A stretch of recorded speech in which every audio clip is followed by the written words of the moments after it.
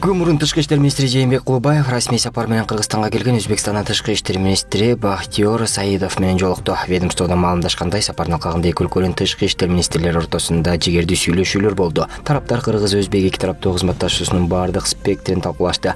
Актуалдуу аймактык жана эл аралык маселелер боюнча пикир алышты. Ошондой эле тиешелүү жол картасында чагылдырылган эки өлкөнүн мамлекет башчыларынын жана өкмөт башчыларынын деңгээлинде жетишилген макулдашууларды ишке ашыруу боюнча конкреттүү кадамдарды белгилешти. Ошондой эле министрлер саясий диалогтун ыраттуу деңгээлин жана эң жогорку деңгээлдеги эки тараптуу байланыштардын динамикасын канааттануу менен белгилешти.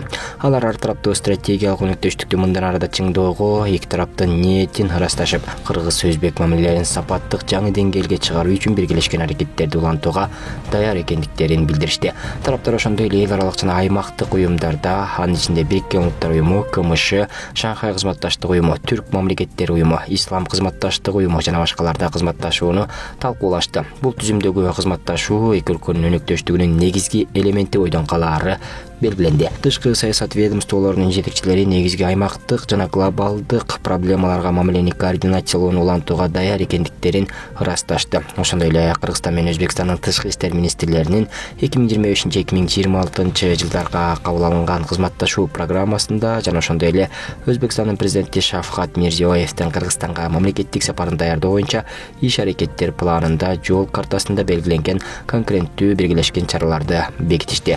Сүйлөшүүлөр салттуу түрдө жылуу жана достук маанайда, ачык айкындуулуктун, ишенимдин жана өз ара колдоонун духунда өттү. Жолугушуунун жүрүшүндө мындан аркы кызматташуунун келечектүү багыттары аныкталып, алдыдагы жогорку деңгээлдеги иш-чаралардын графиги макулдашылды.